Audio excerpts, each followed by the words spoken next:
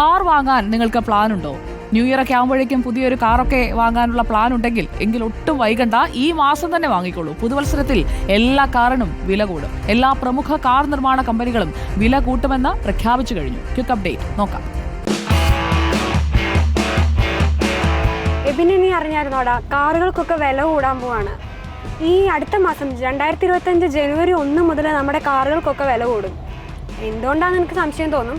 മറ്റൊന്നല്ല, നമ്മുടെ നാട്ടിൽ പൊതുവെയുള്ളൊരു വിലക്കയറ്റം കാർ ഉൽപ്പാദന മേഖലയും ബാധിച്ചിട്ടുണ്ട്. നിർമ്മാണ ചെലവ് കൂടിയതാണ് കാറിൻ്റെയൊക്കെ വില കൂടാൻ കാരണം. ഇനി ഏതൊക്കെ വാഹനങ്ങളാണെന്നല്ലേ, അതും ഞാൻ പറഞ്ഞു തരാം. Hyundai, BMW, Maruti Suzuki, Audi, Mercedes Benz തുടങ്ങിയ വാഹനങ്ങളാണ് പ്രധാനമായും വില കൂട്ടുന്നത്. എത്ര ശതമാനമാണെന്നും ഞാൻ വിശദീകരിക്കാം.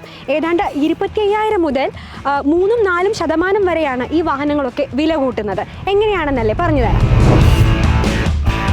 ഹണ്ടേ എന്ന് വിളിക്കുന്ന നമ്മൾ മലയാളികൾ ഹ്യുണ്ടായി എന്ന് പറയുന്ന എല്ലാ കാറുകൾക്കും 25,000 രൂപയാണ് അടുത്ത വർഷം ജനുവരി 1 മുതൽ കൂടുക.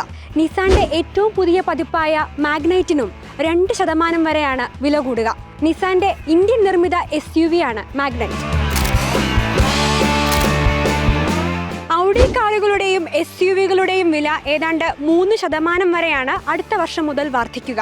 ഏതൊക്കെയാണെന്നല്ലേ മോഡലുകളും ഞാൻ പറഞ്ഞു തരാം. ഔഡിയുടെ ഇറക്കുമതി മോഡലുകളായ A5 സ്പോർട്സ് ബാക്കുകളും Q8 SUVകളും അതിൻ്റെ ഇലക്ട്രിക് ഡെറിവേറ്റീവുകൾക്കുമൊക്കെ വില കൂടുന്നുണ്ട്. അതുപോലെ തന്നെ e-tron GT, RS e-tron GT തുടങ്ങിയ മോഡലുകളുടെയും വില കൂടുന്നുണ്ട്. ഈ മോഡലുകളും ഇന്ത്യയിൽ വിൽക്കുന്നുണ്ട്.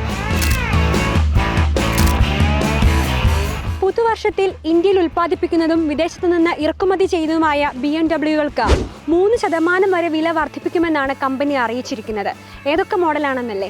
BMW 2 series grand coupe, BMW 3 series grand limousine, M340i, 5 series LWB, 7 series X1 എന്നിങ്ങനെ ഇലക്ട്രിക് SUVകൾ, ഇലക്ട്രിക് കാറുകൾക്കൊക്കെ വില കൂടുന്നുണ്ട്. BMWവിൻ്റെ കാര്യം പറഞ്ഞതുപോലെ തന്നെ മെഴ്സിഡസ് ബെൻസുകൾക്കും വില കൂടുന്നുണ്ട്. സമാനമായി 3% മെഴ്സിഡസ് ബെൻസുകൾക്കും വില കൂടുന്നത്. പക്ഷേ ഡിസംബർ 31 മുൻപ് ബുക്ക് ചെയ്ത വാഹനങ്ങൾക്ക് ഈ വില വർധനവ് ബാധകമായിരിക്കില്ല. കാറ് വാങ്ങാൻ പ്ലാൻ ഉണ്ടെങ്കിൽ ബജറ്റൊക്കെ ഒന്ന് നോക്കി, വിലയൊക്കെ ഒന്ന് നോക്കിയിട്ട് എല്ലാവരും കാറ് വാങ്ങിയാൽ മതി. വീഡിയോ ജേർണലിസ്റ്റ് എബിൻ അജയ്ക്കൊപ്പം റിപ്പോർട്ടർ അഖിലശ്രീ ഇൻ റിപ്പോർട്ടർ.